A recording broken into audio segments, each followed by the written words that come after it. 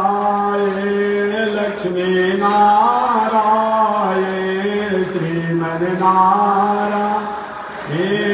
लक्ष्मी नारायण श्रीमन्नारायण नारायण नारायण श्रीमन्नारायण नारायण नारायण श्रीमन्नारायण जगन्नारायण श्रीमन्नारायण जगन्नारायण लक्ष्मी नारायण नारायण नारायण लक्ष्मी नारायण नारायण नारायण आग लगे आकाश में बरसन लगे अंगारो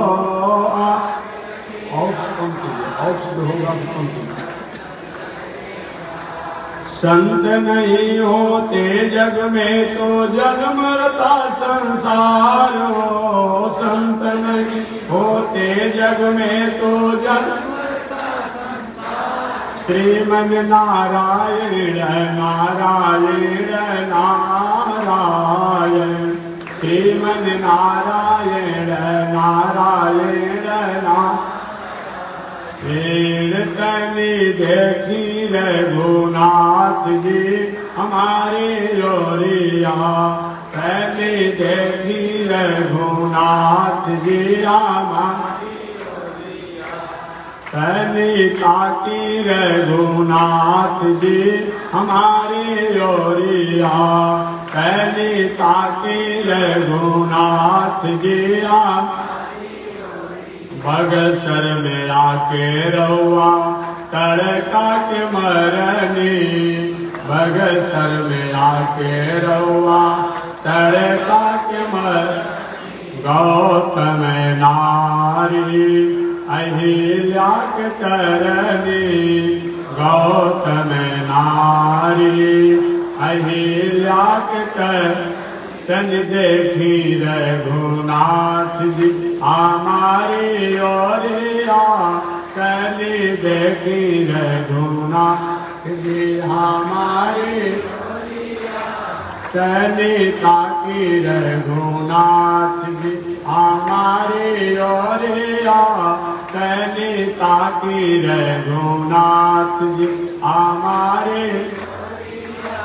श्रीमन्नारायण नारायण नारायण श्रीमन्नारायण नारायण नारायण लक्ष्मी नारायण नारायण नारायण लक्ष्मी नारायण नारायण नारायण बोलिए श्री लक्ष्मी नारायण भगवान की।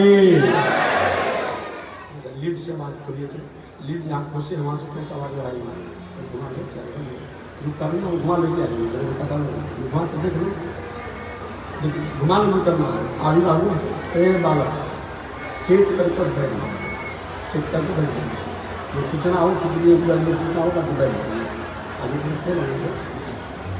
तो करना करो जल्दी देखो तो हम कथा खाने बनता तो हमको भूल जाएगा आप लोग इधर देख लो मान लो जो करना हमको परेशान मत करना जल्दी करो आप जो भी खींचना हो खींचो बैठो हाँ दिन भर में खड़े हो हमको बोल जाएंगे घुमाना घुमा लो यहाँ से किसी घुमा उसको कल तुम्हें अपने काम चालू कर लेते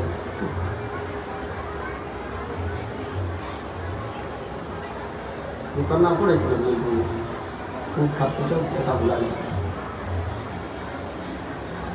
तुम्हें अपने जो करना होता है घुमा अब कंजू का ही करना है भाई इसको नहीं करेंगे अनंताचार्य कृपया वेदांत द्वयपारगम रामकृष्णाग्रसद्भक्तं विश्वक्सेन मुनिं भजे कासायं यज्ञसूत्रं शुचिवपुषि तथा चोर्ध्वपुण्ड्रं च बाले यस्यास्ते दक्षहस्ते कलिकुमतिगिरीन्द्रेन्द्रवज्रं त्रिदण्डं संसाराग्निप्रशान्त्यै मृतजलममलं दारुपात्रं पवित्रं श्रीविश्वक्सेनसूरे पदकमलयुगं श्रेयसे संश्रयामि लक्ष्मीनाथ समारम्भा नाट्यामुनिमध्यमा अस्मदाचार्यपर्यन्ता वन्दे गुरो परम्परा। नारायणाय विद्महे वासुदेवाय धीमहि तन्नो विष्णु प्रचोदयात्। महालक्ष्म्यै च विद्महे विष्णुपत्न्यै च धीमहि तन्नो लक्ष्मी प्रचोदयात्। तन्नो लक्ष्मी प्रचोदयात्। एक बार बंद करो, बंद करो, अंत में कर देना जो तुम करना है। तुम कहो हो जाएगा तो मशीन में डाल लगता है। बंद करो, अंत में जो करना होगा मैं दोनों डालूंगा। परमाराध्य श्री लक्ष्मी नारायण भगवान नित्य वंदनीय पूज्य गुरुदेव श्री त्रिदंडी स्वामी जी महाराज के जुगल चरणों में कोटिशः नमन। भगवत भागवत आचार्य कैंकर्य पारायण महानुभाव बक्सर की पावन भूमि से चलकर आए हुए श्री त्रिदंडी स्वामी जी महाराज समाधि स्थल मंदिर पीठाधीश्वर जगत गुरु रामानुजाचार्य श्री अयोध्या नाथ जी द्वारा आप कथा श्रवण कर रहे थे। उनसे पहले और भी विद्वानों द्वारा आपने कथा श्रवण किया। मेरे बाद काशी वाराणसी की पावन भूमि से चलकर आए हुए और कैमूर के ही जो मिट्टी से विकसित हुए हैं ऐसे जगत गुरु रामानुजाचार्य डॉक्टर पुंडरीक शास्त्री जी द्वारा भी हमारे बाद 6 बजे से 9 बजे रात तक कथा होगी। आप श्रवण करेंगे। 2-4 शब्दों को मैं निवेदन करूंगा। पिछले दिन केवल एक भूमिका और परिचय के रूप में 2-4 शब्द मैंने निवेदन किया था। मानवीय जीवन समष्टि में धर्म कथा सत्संग की क्या आवश्यकता है, उपयोगिता है। जब तक किसी की आवश्यकता और उपयोगिता को हम नहीं समझ पाते हैं उसके प्रति हमारा रुझान नहीं हो पाता। मानव जीवन में कथा क्यों होनी चाहिए, धर्म क्यों होना चाहिए, सत्संग क्यों होना चाहिए, पूजा पाठ क्यों होना चाहिए, यज्ञ दान क्यों होना चाहिए। तो पिछले दिन मैंने निवेदन किया था हमारे जीवन में साधन हो, संसाधन हो, व्यवस्थाएं भी हो। उन साधन संसाधन को व्यवस्थित करने के लिए वे शिक्षा, संस्कार और धर्म की आवश्यकता है। रोज हम लोग के पास कोई न कोई महानुभाव आकर कहते हैं महाराज जी मेरा पुत्र है थोड़ा मार्ग से भटक गया है। क्या हो गया भाई? खान पान बिगड़ गया है, उठन बैठन बिगड़ गया है, मेरे कहने के बाद मेरे अनुशासन में नहीं रहता है। क्यों? धन तो है, पदवी है, मकान, दलान, दुकान सब कुछ है, लेकिन परिवार में संस्कार नहीं। सारा साधन उदास है। इसलिए जीवन में साधन होनी चाहिए, संसाधन होनी चाहिए, सुविधाएं होनी चाहिए, साथ ही साथ संस्कार और मर्यादा भी होनी चाहिए। संस्कार और मर्यादा के लिए कथा, प्रवचन, पूजा पाठ, यज्ञ, दान, तीर्थ, व्रत होने ही चाहिए। कभी कभी प्रश्न हुआ करते हैं कि ये सबसे क्या लाभ है? इतना आप लाखों लाखों रुपया खर्चा कर देते हैं महात्मा जी, इससे तो कहीं न कहीं स्कूल बन जाता, अस्पताल बन जाता। लोग कहते हैं, लेकिन उन महानुभावों से मैं कहते भाई तुम कभी बनवाए हो? क्यों कहते हो? बनवाए हो तो अच्छी बात है, बनवाए हो तो अच्छी बात है, लेकिन बनवाना भी नहीं है क्यों कहते हैं? हम स्कूल भी आवश्यकता है, अस्पताल की आवश्यकता है, अनेक प्रकार के जो आवश्यकतामंद असहाय हैं उनकी हर प्रकार से सहयोग करना ये भी जरूरी है। साथ ही साथ इसकी भी आवश्यकता है। हमेशा मैं निवेदन करता हूं कि जो काम सरकार नहीं कर पाती है, जो काम शासन नहीं कर पाता है, जो काम न्यायालय नहीं कर पाता है, वो काम तो संत और सत्संग करते हैं। अमृतलाल ठाकुर का नाम आपने सुना होगा। उस समय के सम्राट शासक और न्यायालय ने क्या नहीं किया। अमृतलाल और वाल्मीकि जी को उनके समय के लोगों द्वारा सुधारने के लिए, लेकिन सबको चुनौती दे करके, वाल्मीकि जी हो चाहे अमृतलाल हो, अपने असंतुलित मार्गों पर रहे। एक संत ने बिना चुनौती स्वीकार किए और अपने सत्संग और अपने भक्ति भाव पूजा साधना के बदौलत उस अमृतलाल और वाल्मीकि जैसे को भी ऐसे सत्य पर लाया जो इतिहास उदाहरण के रूप में आप जानते होंगे। इससे और क्या बड़ा फायदा हो सकता है? ये कोई कम फायदा है? एक अपराधी को अनुशासित करने के लिए सरकार की सारी योजनाएं और सभी प्रकार की तकनीकी को लगा दी जाती है, फिर भी अपराधी कुछ समय के लिए संयमित तो हो जाता है, नियंत्रित तो हो जाता है, लेकिन अपराध करने की वृत्ति उसकी नियंत्रित नहीं होती। जब शासक ढीला पड़ता है, पुनः अपराधी अपने अपराध में हो जाता है।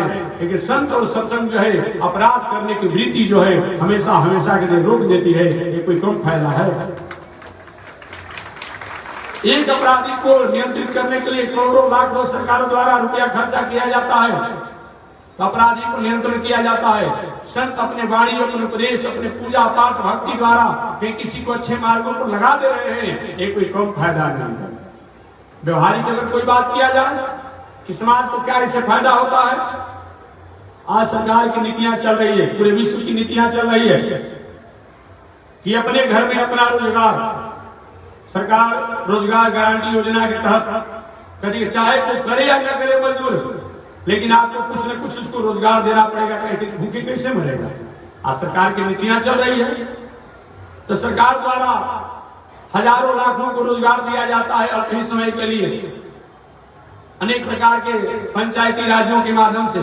संत महात्मा गांव गांव घूम घूम करके, कहीं टेंट वाले, कहीं समियाना वाले, कहीं लाइट वाले, कहीं माइक वाले, कहीं मड़ई वाले, कहीं झोपड़ी वाले, कहीं पंडाल वाले, कहीं भोजन बनाने वाले, हजारों लोगों को अगर संतों द्वारा इस आयोजन के माध्यम से एक दूसरे से चंदा मांग करके पुनः अपने आप को रोजगार दे दिया गया 10 दिन के लिए, एक कौन फायदा है? बताइए। मत मानिए कि धर्म क्या होता है, ईश्वर क्या होते हैं, देवी देवता क्या होते हैं, ये तो मानने वाले को है, लेकिन नहीं मानने पर भी इससे नुकसान क्या है? सरकार किसी को रोजगार देती है, उसको आप सब्सिडी देते हैं, धन्यवाद देते हैं, इस पर आप विरोधाभास करते हैं। किसी भी स्थिति में अध्यात्म आप नहीं मानते हैं, देवी देवता नहीं मानते हैं, धर्म नहीं मानते हैं, पूजा नहीं मानते हैं, कथा प्रवचन नहीं मानते हैं, लेकिन इस आयोजन के द्वारा हजारों लोगों को कहीं बेरोजगार में जो हमको रोजगार मिल गया, उनके परिवार के लोगों को परोसने की व्यवस्था हो रही है। एक कोई कम फायदा समाज के लिए नहीं है। ये मान करके भी पूजा पाठ, यज्ञ दान, तीर्थ व्रत एक करना ही चाहिए। जहां तक आध्यात्मिक विचार है, आध्यात्मिक विचार का तो ठीक है, भगवान देवी देवता के प्रति हमें रुझाने होती है, ये तो करने वाला रहेगा। कोई कभी गुड़ खाया ही नहीं है, चीनी खाया ही नहीं है, और उसे कितना भी आप कहते रहिएगा गुड़ मीठा होता है, मान जाएगा वो? नहीं मानेगा। गुड़ की मिठास का स्वाद तो तब बताया जा सकता है जब उसका स्वाद लिया जाए। एक मैं नहीं कहता हूं, आपने स्वामी रामकृष्ण परमहंस जी का नाम सुना होगा, सुने होंगे। एक बार रामकृष्ण परमहंस जी से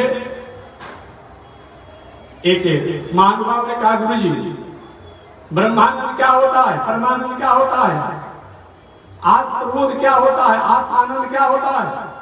कि बेटा ये कहने का चीज नहीं है, केवल लोगों को बताया जाता है, लेकिन जो जैसा करता है उसके बाद ही उसका अनुभव होता है। कि नहीं गुरु जी मैं तो आपसे जानना चाहता हूं, कि ठीक है समय समय बताऊंगा। वही रामकृष्ण परमहंस जी उस प्रश्नकर्ता को कहे चले हम लोग चले घूमने के लिए, गए गंगा के तट पर गए कि तुम भी नहाओ हम भी नहाएंगे। ठीक है गुरु जी। और रामकृष्ण परमहंस भी जल में डूबी लगाए और जब जल में खड़े हो गए जो साथे गया था उसने भी जल में डुबकी लगाया, और डुबकी लगाया था रामकृष्ण परमहंस जी उसके सिर को पकड़ कर जल में डूबे रखे कुछ देरों तक। जब बेचैन हो गया, कुछ देर के बाद जोरों से बल लगाकर खड़ा, अरे गुरु जी कुछ देर तक इसी में दबाए रखते तो मैं मर जाता। रामकृष्ण परमहंस ने कहा इसी प्रकार की जब हमारी तन्मयता होगी तभी उन परमात्मा के प्रति हमारा जिज्ञासा होगा। किसी को प्यास नहीं लगा हो, कितना भी सुंदर पानी दीजिए रास्ते में देते, क्या हुआ है, पीता है। अगर राजस्थान की भूमि पर घूम रहा हो, प्यास लगा हो, जेठ की चिलचिलाती धूप हो, कितना उतावले में होकर के जल पीता है। तो जब तक से हमें उसके प्रति प्यास नहीं होगी तब तक उसके प्रति हमारी स्थिति नहीं होगी। इसलिए मानवीय जीवन में हमें साधन संसाधन होनी चाहिए, सुविधा होनी चाहिए। लेकिन साधन संसाधन सुविधा को सम्यक प्रकार से सुचारू रूप से समाज में क्रियान्वित करने के लिए हमें संस्कार और मर्यादा होनी चाहिए। इसके लिए ये जगत पूजा पाठ की आवश्यकता है।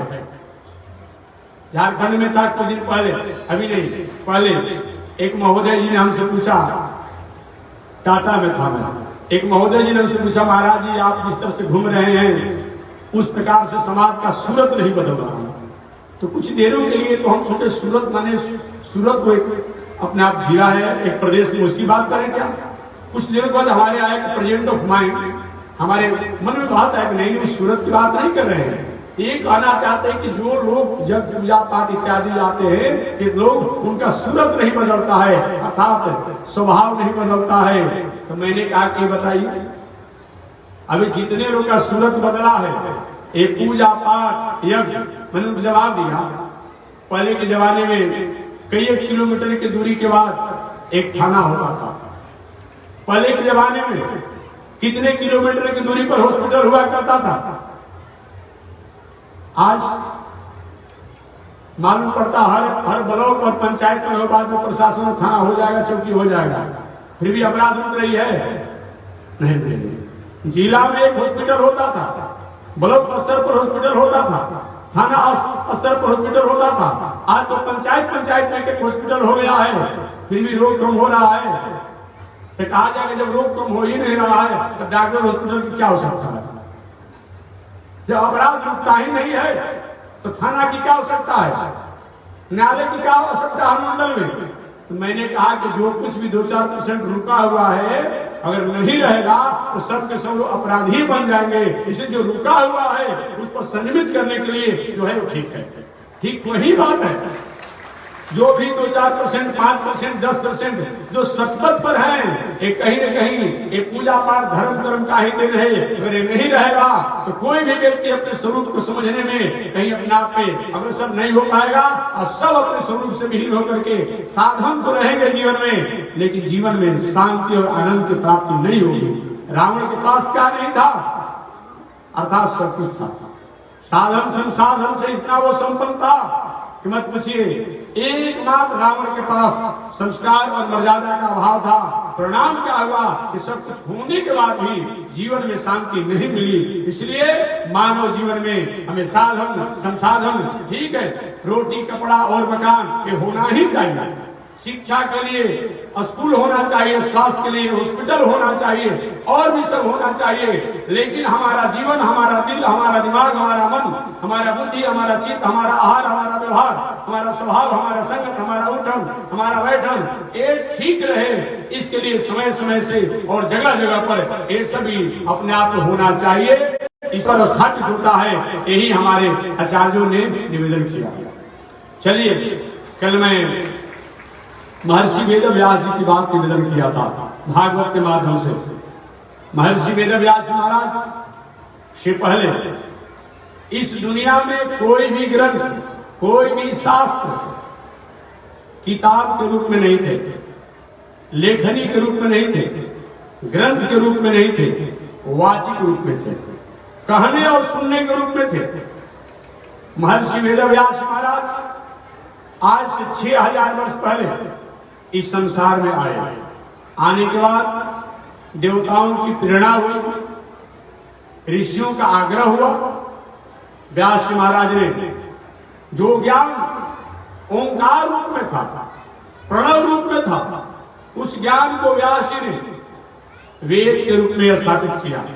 उन वेद को 4 भागों में विभाजन किया।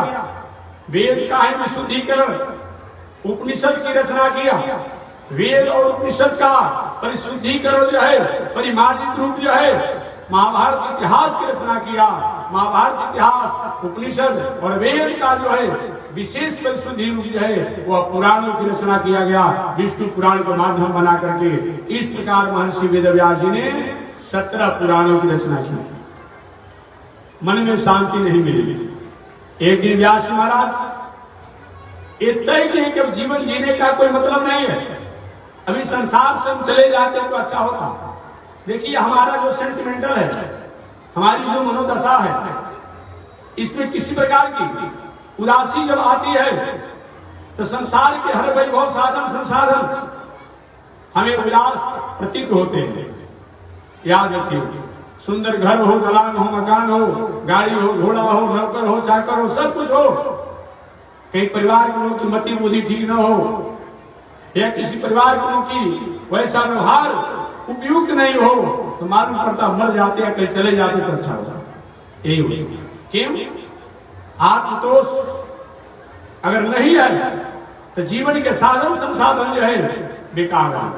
महर्षि वेदव्यास जी ने वेद की रचना किया, उपनिषद की रचना किया, महाभारत इतिहास की रचना किया, 17 पुराणों की रचना की, लेकिन उसके द्वारा जैसे दुनिया के लोगों का उपकार होना चाहिए वैसा उपकार नहीं हो पाया, भलाई नहीं हो पाया।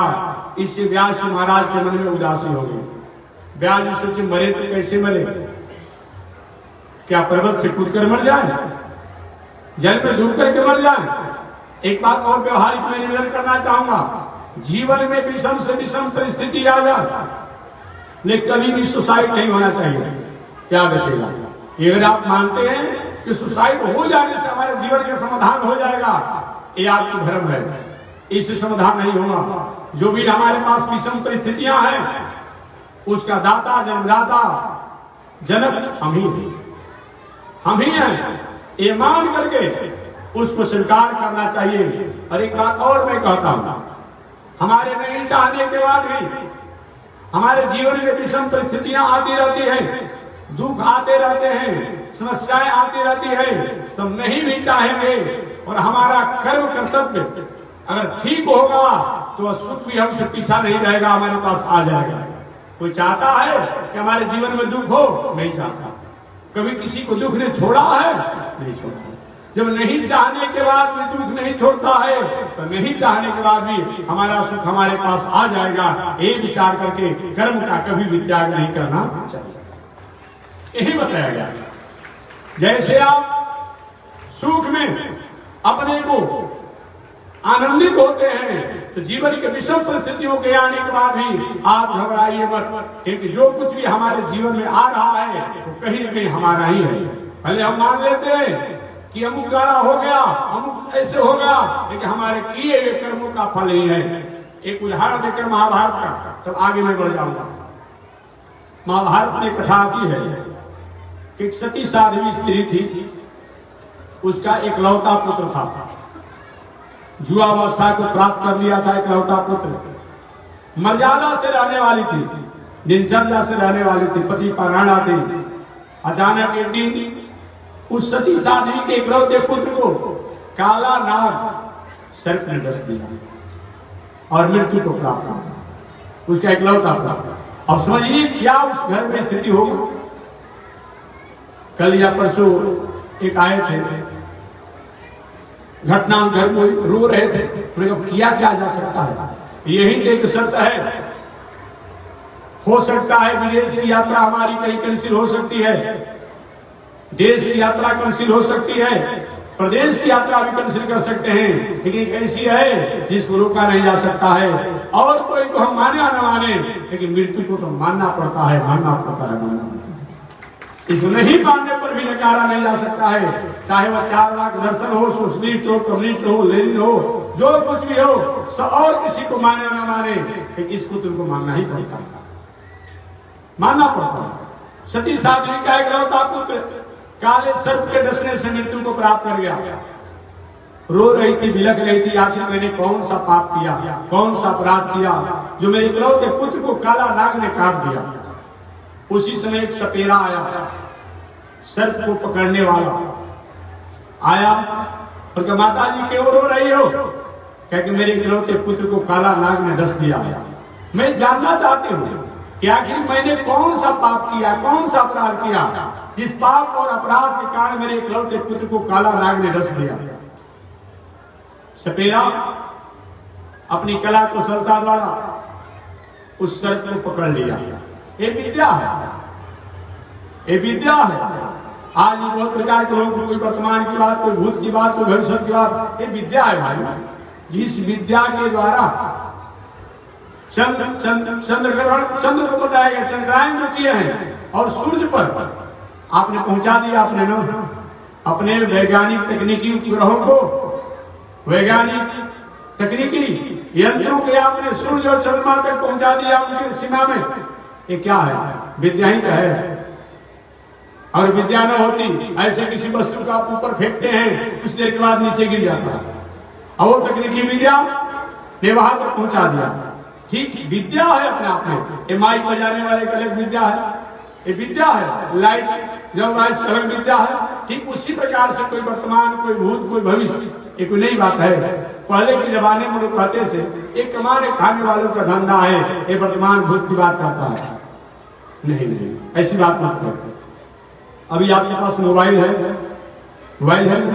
इस मोबाइल में आज के एक सप्ताह के बाद कैसा मौसम रहेगा डालिए गूगल में, आ जा रहा है। ये विद्या है। आज से 1 महीना पहले क्या मौसम था डालिए गूगल में, आ जा रहा है। ये विद्या है, वही विद्या उसके पास में। कौन बड़ी बात है? इसीलिए ये कोई बड़ी बात नहीं है, विद्या है। लेकिन सही मायने में विचार किया जाए तो अध्यात्म, ईश्वर, सत्य जो है वो हमारे सम्मान और मर्यादा के द्वारा ही उन तत्वों को पहचानने में, समझने में, स्वीकार करने में हम सक्षम होते हैं। ये विद्या तो अनेक प्रकार के लोग प्राप्त कर सकते हैं, लेकिन उस विद्या के द्वारा हम कुछ समय के लिए तो यहाँ पर हो सकते हैं, लेकिन इसके द्वारा अपने स्वरूप को पहचान लेंगे ये कोई जरूरी नहीं है। ईश्वर तत्वों को पहचान लेंगे ये कोई जरूरी नहीं है। उस सपेरा ने अपनी विद्या द्वारा सर्प को पकड़ लिया और पकड़ करके आवाज लगाया, सर्प ये बताओ तुमने सती साध्वी के इकलौते पुत्र को क्यों काटा? इसकी मृत्यु हो गई है, तुमको मैं मारूंगा। सर्प ने अपनी भाषा में बोला। उसको कहा जी भला सर्प भाषा आदमी समझता है। आप बड़े बड़े सभा कक्षों में देखेंगे एक मशीन आया है, आप बोल रहे हैं हिंदी में और अंग्रेजी में बता रहा है, आप बोल रहे अंग्रेजी में, वो हिंदी में बता रहा है, वो पारसी में बता रहा है और किसी में बता रहा है। कैसे हो जाता है? ठीक वही बात है। उस सपेरा ने पूछा कि तुमने सती साध्वी के इकलौते पुत्र को क्यों काटा? कुछ कहा मैं नहीं काटा हूं। अच्छा, कौन काटा है? हमको जैसा काल की आज्ञा हुई उसी के अनुसार मैं इस सती साध्वी के इकलौते पुत्र को काटा। सपेरा ने कहा तो काल को भी दंड दूंगा और तुमको भी छोड़ूंगा नहीं। ऐसा काल ने तुमको क्यों बना दिया? संयोग से काल के भी वही बना गए। काल माने अतवार, सोमवार, मंगल, बुध, बृहस्पति, शुक्र, शनिचर, घंटा, मिनट, सेकंड ही होता है, रात दिन। काल के वही बना गए। ए भले आदमी सपेरा, मैं किसी को आज्ञा नहीं देता हूं, मैं किसी को मृत्यु नहीं कराता हूं। रोज शनिचर, अतवार, सोमवार, मंगल, बुध, बृहस्पति गुजरते रहता है, गुजरता है ना, घंटा, मिनट, सेकंड गुजरते रहता है। क्या रोज घटना हो जाती है? नहीं होती है। कभी कभी कोई घटना परिवार के घर में हो जाता है। अब हम देहात लोग कहते क्या हमको अतवार नहीं सहता है, सोमवार नहीं सहता है। अब ऐसा नहीं सहाने लगेंगे तो 7 दिन तो आपको छोड़ना पड़ जाएगा, 8वां दिन तो बंद कराएगा नहीं। हम पूछते हैं कभी कभी बता दीजिए कोई व्यक्ति किसको क्या सह रहा है? कभी आपके घर में लोग भोजन किए रात में सूते रह गए, ऐसा हुआ होगा कि नहीं? कोई लोग कपड़ा पहने थे, कपड़े पहन करके रह गए। कोई लोग हॉस्पिटल में गए, हॉस्पिटल से लौट करके नहीं आए। कोई लोग दवा कराने गए, दवा खाए और दवा खाने के बाद ही चले गए। अब आप कहिए कि हमारे यहाँ दवा खाना नहीं सहता है रोग होने पर, रोग होने पर डॉक्टर को दिखाना नहीं चाहता है, हॉस्पिटल में जाना नहीं चाहता है, सोना नहीं चाहता है, कपड़ा पहनना नहीं चाहता है, भोजन नहीं करना चाहता है। ऐसा किसी का हुआ होगा? नहीं हुआ होगा। ऐसा कोई घर नहीं होगा जो कभी न कभी से घटना नहीं घटी होगी। इसीलिए आप सहाय, राजा सगर का नाम आपने सुना होगा। ये राजा सगर कहीं वंशियों की आज कृपा है कि जिस पतित पावनी तरुणतारिणी गंगा को आज हम अपने कृषि कार्य से लेकर के, अपने आध्यात्मिक और धार्मिक कार्यों से लेकर के हर कार्य में उनका सहयोग प्राप्त होता है। ये गंगा राजा सगर की ही परंपरा से आई हुई है। उन्हीं के वंश परंपरा के लोगों ने अपनी उज्जवल प्रयास के द्वारा गंगा जी को प्राप्त किया है। उस सपेरा ने कहा, सर तुमको भी नहीं छोड़ूंगा और उस काल को भी मैं नहीं छोड़ूंगा। काल के मेरा दोष नहीं है, जैसे मृत्यु देवता की आज्ञा होती है वही मैं काम करता हूँ। सपेरा ने कहा, सर तुमको भी नहीं छोड़ूंगा, काल को नहीं छोड़ूंगा और मृत्यु देव को भी छोड़ूंगा नहीं। ऐसा क्यों उन्होंने काम किया? मृत्यु देव के मैं कुछ करता होता नहीं हूँ, हमको जैसा जमराज की आज्ञा होती है वही मैं काम करता हूँ। तो जमराज को मैं अपना दंड दूंगा, ऐसा क्यों जमराज ने किया? आप ही के थाना में थानाध्यक्ष हूं, आप लोगों के साथ चाय पीते हैं, वार्तालाप करते हैं, थोड़ा विवाह होता है और किसी प्रकार कोई दंड अपराध में आप आरोपित हो जाएं तो थानाध्यक्ष से भागते चलते हैं नहीं चलते हैं? तो थानाध्यक्ष कहीं भय के कारण है? नहीं नहीं, वो भय कारण होते तो सब लोग भयभीत होते। हमने कोई गलती काम किया है और गलती काम किया है तो उन्होंने रिपोर्ट में लिखा है, पुनः न्यायालय में गया है और न्यायालय द्वारा दंड का प्रावधान किया गया है। उस मृत्यु देव ने कहा कि मेरा इसमें दोष नहीं है, जैसे जमराज की आज्ञा होती है वही मैं काम करता हूँ। सपेरा ने कहा, सर तुमको भी नहीं छोड़ूंगा, काल को नहीं छोड़ूंगा, मृत्यु को नहीं छोड़ूंगा और जमराज को भी नहीं छोड़ूंगा। ऐसा क्यों प्रावधान बनाया? उस समय जमराज भी आ गए। अरे सपेरा, हमारे पर क्यों तुम नाराज हो? मैंने तुम्हारा क्या बिगाड़ा है कि आपने क्यों ऐसा प्रावधान किया? उसमें जमराज ने, मैं प्रावधान नहीं बनाया, ये चित्रगुप्त जी की डायरी में जैसा दंड का प्रावधान था उसी के अनुसार मैं काम किया। अरे थाना में जो प्रशासनिक विभाग होता है उसके डायरी पर तो न्यायाधीश दंड का प्रावधान करते हैं, बाकी न्यायाधीश को क्या मतलब किसी से? कोई मतलब नहीं है, क्योंकि जैसा डायरी में रिपोर्ट जाता है उसी के अनुसार एक निर्णय करके दंड का प्रावधान करते हैं। तो वही बातों को जमराज के मेरा दोष नहीं, जैसा चित्रगुप्त की डायरी में था वैसा मैंने दंड का प्रावधान किया कि तो चित्रगुप्त को मैंने छोड़ूंगा कि उन्होंने डायरी में ऐसा क्यों दंड का प्रावधान किया? चित्रगुप्त भी वही बना गए कि मैं इसी तरह से डायरी नहीं बनाता हूँ। जीव जैसा कर्म, ये कहना था, जीव जैसा कर्म करता है उसी के अनुसार मैं डायरी मेंटेन करता हूँ। तो सबसे मुख्य सुख दुख का कारण क्या हो गया? कर्म। दंड दिलवाने के अलग अलग हो सकते हैं। आपने गलती किया दूसरे के साथ, केस लिखा दूसरा और दंड का प्रावधान किया दूसरा और दंड दिया दूसरा। तो हमारे कर्मों के फल के अनुसार ही हमें सुख और दुख को प्राप्त होते हैं। इसलिए विचार करके बताया गया है कि अवश्य में भोक्तव्यम कृतम कर्म स्वभावम, निश्चित रूप में हमारे किए हुए कर्मों का फल ही सुख और दुख के रूप में प्राप्त होता है। महर्षि वेदव्यास महाराज वेदों की रचना करने के बाद, उपनिषद की रचना करने के बाद, महाभारत इतिहास की रचना करने के बाद, 17 पुराणों की रचना करने के बाद जब जीवन में शांति नहीं मिली, एक दिन मरने के लिए तैयार हो गए। मर जाते तो अच्छा होगा, लेकिन विचार किए क्या मरने से समाधान हो जाएगा? उसी समय नारद जी का आगमन हो गया व्यास जी महाराज के आश्रम पर। नारद जी ने कहा, व्यास जी आप उदास हैं, हमारा क्यों? क्योंकि हमको पता नहीं है। नारद जी का, व्यास जी आपने अपनी बौद्धिक विरासत की धरोहर द्वारा, आपने बौद्धिक विरासत का धरोहर जो लेखनी है, किताब है, ग्रंथ है, उसके द्वारा समाज के लोगों को जीवन जीने की कला को भटका दिया है। परिणाम क्या हुआ? आज समाज के लोग आपके ग्रंथों को पढ़ करके भ्रमित हो जाते हैं। कोई कहता है कि शिव पुराण मामू को लिखा है, कोई कहता है दुर्गा सप्तशती मामू को लिखा हुआ है, कोई कहता है देवी भागवत मामू को लिखा हुआ है, कोई कहता है ब्रह्म भगवत पुराण में अलग लिखा हुआ है। अगर आप ग्रंथों में कहीं समाधान कर दिए होते, आज एक ही देश, एक ही पृथ्वी, एक ही दुनिया, एक ही आकाश, एक ही सूर्य, इन सबको समन्वय के रूप में करते, आज समाज में विभेद नहीं होता, विस्फोट नहीं होता। एक बात और मैं निवेदन करूं, देखिए दुनिया में जितने भी हैं, चाहे इस्लाम दर्शन हो, बौद्ध दर्शन हो, ईसाई दर्शन हो, यहूदी दर्शन हो, जैन दर्शन हो, सिख दर्शन हो, सब ये धर्म नहीं है, ये क्या है? दर्शन है, विचार है।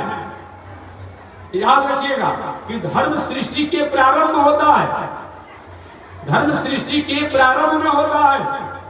याद रखिएगा, ये विचार हो सकते हैं, ये दर्शन हो सकते हैं, ये मजहब हो सकते हैं, ये पंथ हो सकते हैं, धर्म तो एक ही है जो मानव धर्म है। मानव धर्म में मानव की बात होती है, मानव धर्म के अंदर ही, मानव धर्म के व्यवस्था में ही सूर्य को, चंद्रमा को, पृथ्वी को, आकाश को, वायु को, अग्नि को ये व्यवस्था किया गया है। ये नहीं है कि आकाश और पंथों के लिए अलग है और लोग अलग है। हम भले अपने यजन करने के तरीका अलग अपना लें, चंद्रमा अलग अलग नहीं है, सूर्य अलग अलग नहीं है, पृथ्वी अलग अलग नहीं, वायु अलग अलग नहीं, अग्नि अलग अलग नहीं, लेकिन हम अपने कर्मों के अनुसार उनको अलग तरीका से उनमें अपना दोष अर्पित करके उनको अलग कर देते हैं। यही बात है, बाकी वो अलग नहीं है। यही मानव धर्म है जो सृष्टि के प्रारंभ में जो विचार, जो दर्शन, जो आचरण, जो आदेश, जो मानव मात्र के लिए हुआ, वही मानव धर्म है। अब बाद में अलग अलग लोग आए और वही जो प्राचीन दर्शन विचार है उसमें कुछ शब्दों को लेकर के अपने जीवन को जिए और जीने की कला को आदेश दिया। वह पंथ हो सकता है, वो मजहब हो सकता है, वह दर्शन हो सकता है, वह विचार हो सकता है। धर्म तो एक ही होता है, धर्म एक है। और धर्म एक कब प्रकट हुआ? जब सृष्टि हुई। सृष्टि कब हुई? 50,000 करोड़ वर्ष पहले ये हुआ। याद रखिएगा, पूरे दुनिया का सृष्टि, पूरे दुनिया का धर्म जो है इतना पुराना है, 50,000 करोड़ वर्ष पहले। कैसे हुआ? हमेशा व्याख्या में कर चुका हूं, आगे में प्रसंग बस पढ़ना चाहता हूं। इस्लाम दर्शन को आए कितना दिन हुआ? 1500 वर्ष के भीतर मोहम्मद साहब जी आए। उन्होंने जो पहले मानव धर्म था, उन मानव धर्म के कुछ आर्टिकल को अपने स्वयं जिए और जीने को मानव को उपदेश दिए, न कि अपने आप में। नहीं तो मोहम्मद साहब आखिर किसी किताब को पढ़े तभी तुमको ज्ञान हुआ। आज वे कहें कि मोहम्मद साहब से पहले कुछ था ही नहीं, तो पढ़े कहां से जाने? कैसे हुआ? अगर ईसा साहब की बात करेंगे, ईसा साहब को आए इस दुनिया में 2024 अभी चल रहा है, आए होंगे 1-2 वर्ष के बाद तो ज्ञान हुआ होगा। ईसा साहब से पहले क्या दुनिया नहीं थी? इसलिए ईसा साहब की जो मानव धर्म था, उन मानव धर्म में कुछ ऐसे आर्टिकल हैं जो कि अपने जीवन की दिनचर्या में स्वीकार किए और मानव को, समाज को, प्राणियों को चलने का आदेश दिए। वही है, इतना ही नहीं, चाहे यहूदी हो, पारसी हो, जैन दर्शन, महावीर तीर्थंकर की बात करेंगे। महावीर तीर्थंकर से पहले क्या दुनिया नहीं थी? पहले भी दुनिया थी।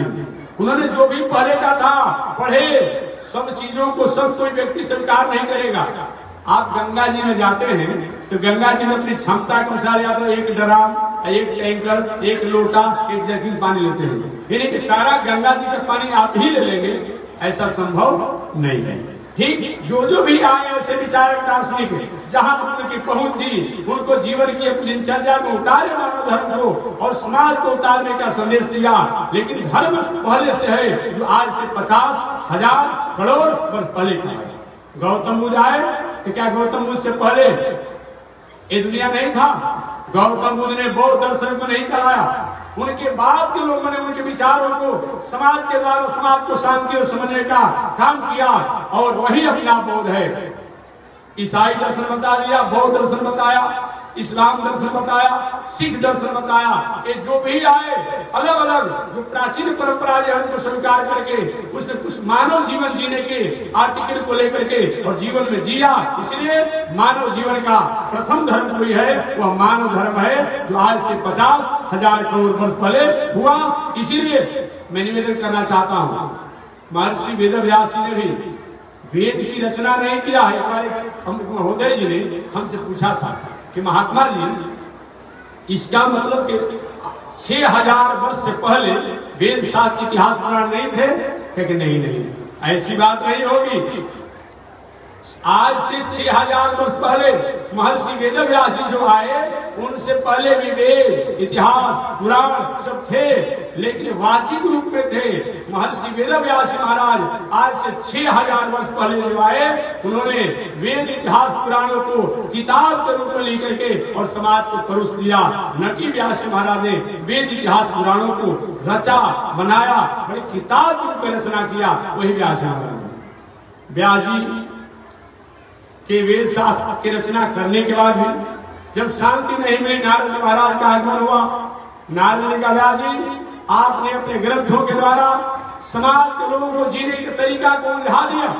इसलिए समाज के लोग मरते दम तक, अंतिम क्षण तक अपने जीवन जीने के तरीका को समझ नहीं पाते हैं, और जब तक इसको आप सुलझाएंगे नहीं तब तक आपको जीवन में शांति नहीं मिलेगी।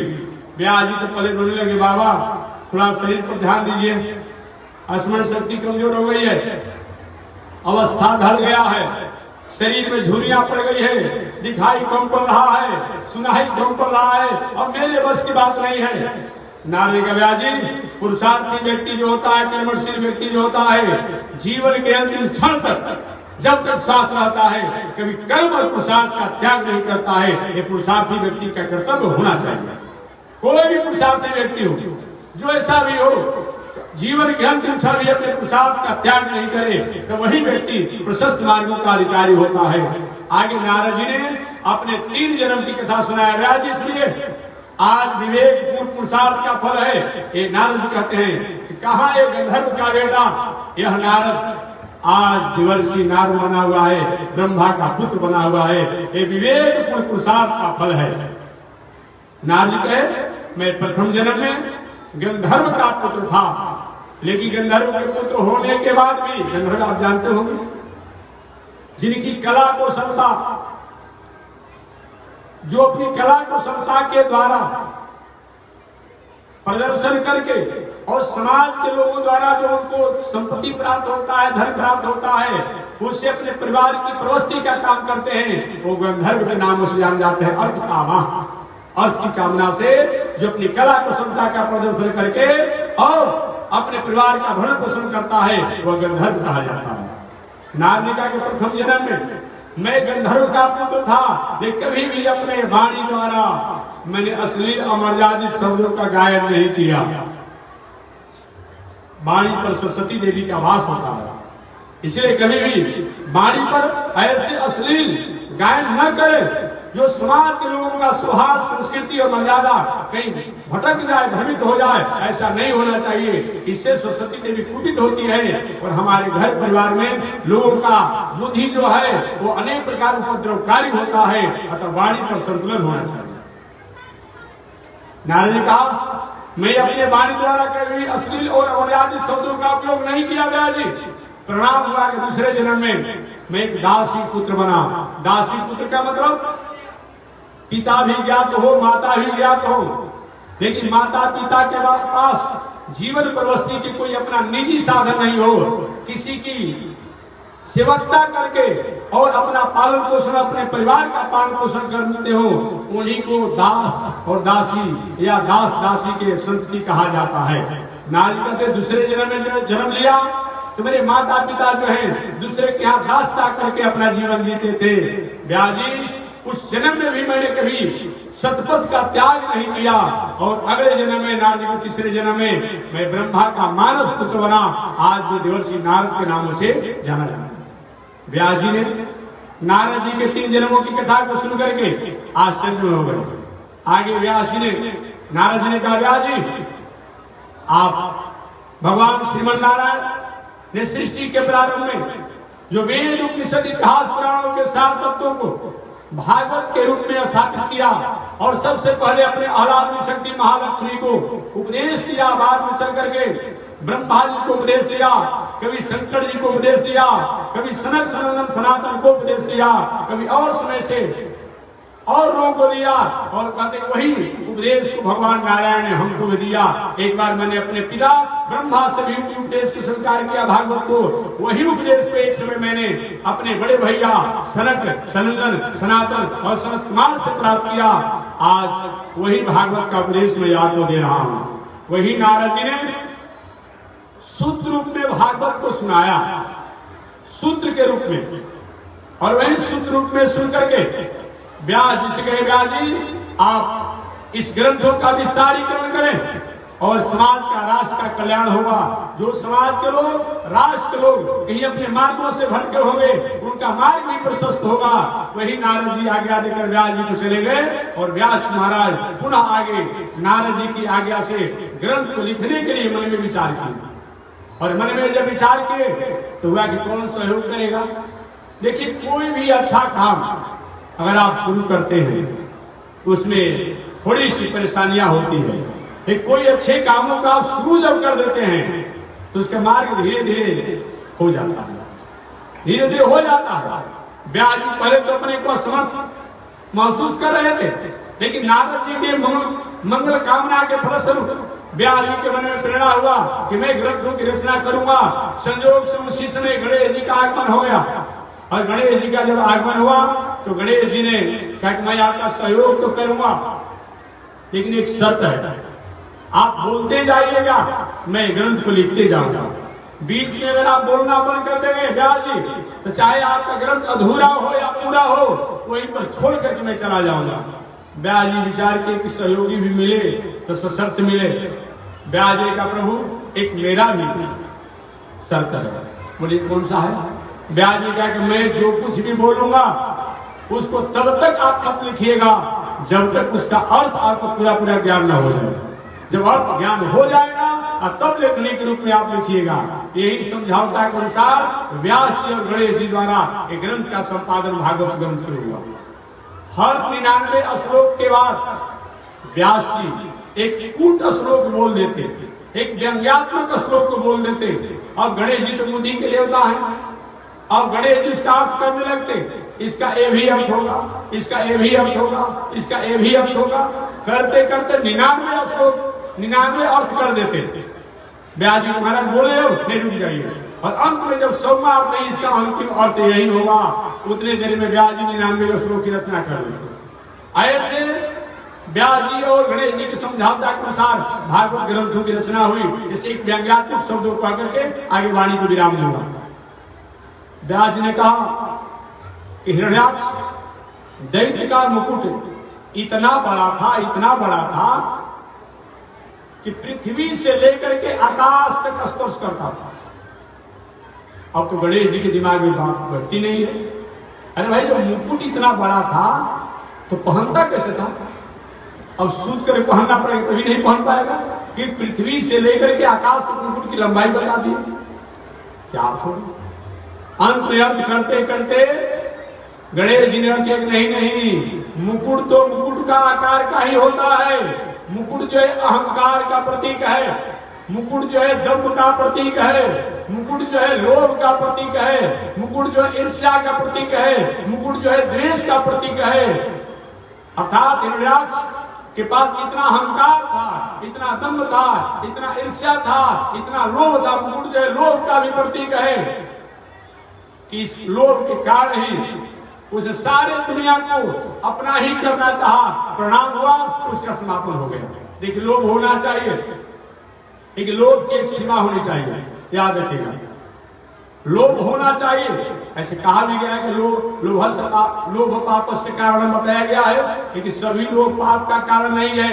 आप खेती, व्यापार, नौकरी, अध्ययन, अध्यापन में कई लोग की बात करते हैं, कहीं 100 रुपया लगाइए और 150 रुपया लाभांश की, वही भाव कहीं बढ़ जाए और मुनाफा हो जाए। ये तो होना चाहिए, होना चाहिए। लेकिन आपने धान का, गेहूं का भाव करिए, इसमें क्विंटल के क्विंटल मुश्किल और बालू फेंट दीजिए, डांटी फेंट दीजिए, खखरी फेंट दीजिए। ये लोग जो है ये गलत है। अनीति और गलती तरीका से कमाया गया धन संपत्ति बहुत दिनों तक कामयाब नहीं होता है। द्वार पर 10 गो गाड़ी खड़ी है, नौकर चाकर खा रहे हैं, हर शहर में मकान है, लेकिन हर 24 घंटा आप हॉस्पिटल में पड़े हुए, मुंह में नाक में पाइप लगा हुआ है। डॉक्टर साहब कहेंगे सुनिए 2 रोटी 50 ग्राम दाल का पानी खाना है। किसके लिए अनीति के लिए है? काहे के लिए अनीति? किस लिए अनीति? इस अनीति से क्या मिलने वाला है?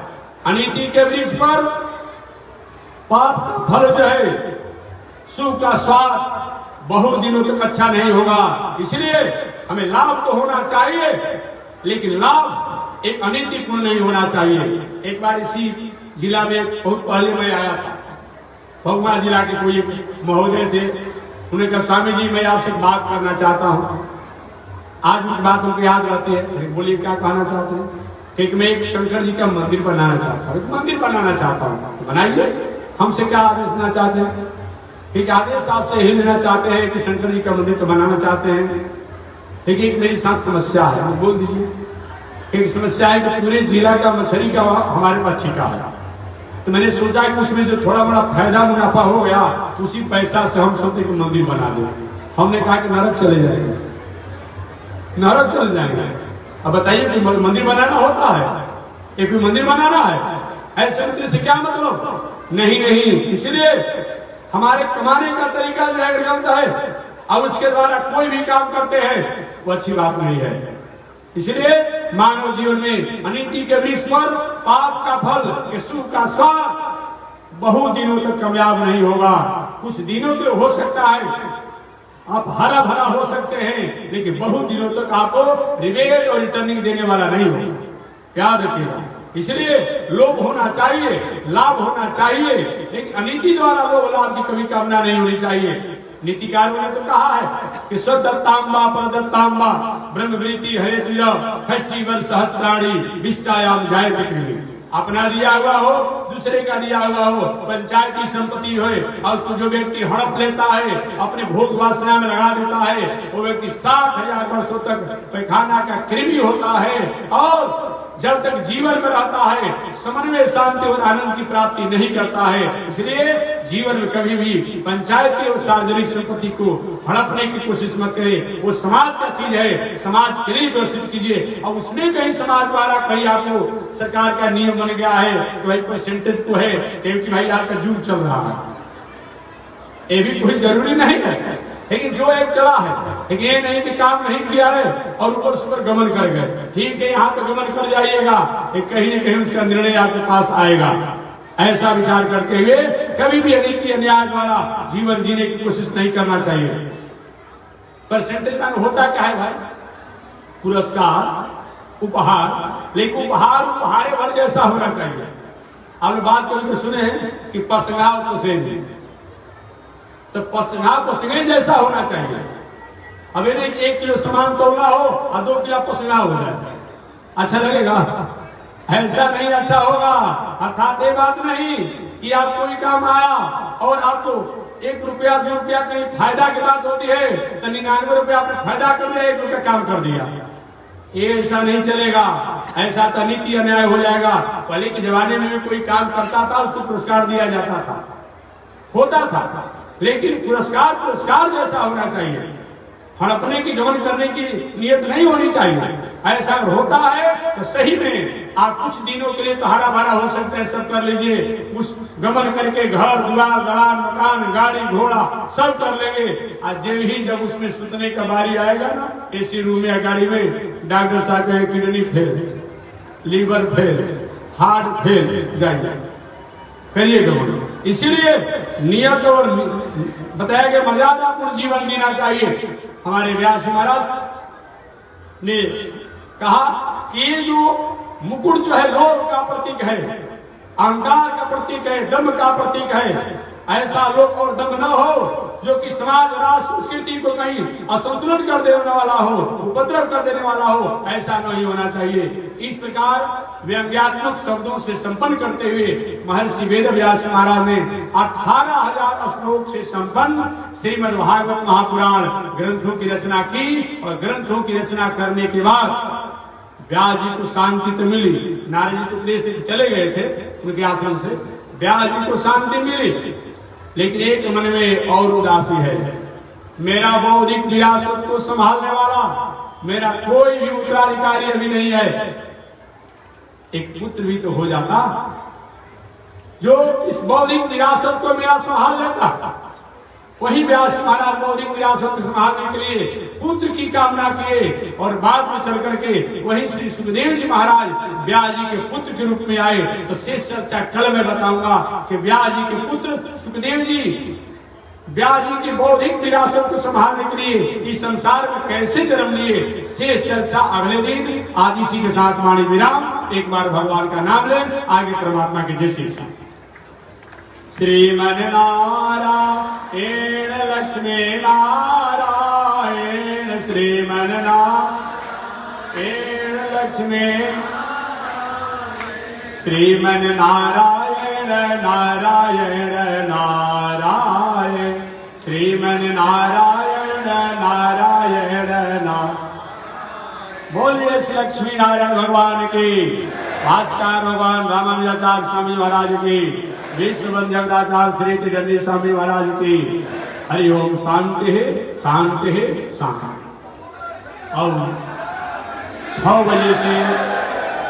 अब 6 बजे से 9 बजे तक काशी वाराणसी की पावन भूमि से चलकर आए हुए जगत गुरु रामानुजाचार्य डॉक्टर पुंडलिक शास्त्री महाराज की कथा 6 बजे सायंकाल से 9 बजे रात्रि तक होगी। भागवत कथा, राम कथा होगी। आप सभी लोग सादर आमंत्रित हैं। आरती किया जाए उस समय में। जय श्री नारायण।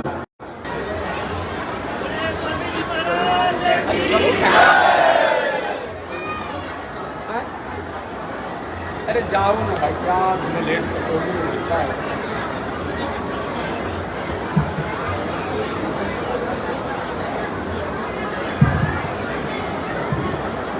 ओम चंद्रमा मनसो जात चक्षुः सूर्यो जायत श्रोत्राद्वायुष प्राण समुखाद विरजायत श्रीसुते लक्ष्मी शपत्न्या वहोरात्रे पार्श्वे नक्षत्राणि रूपमस्मिनौ व्यातम् विश्वे निघाड़ा मयि घाड़ सर्वलोकम मयि घाड़।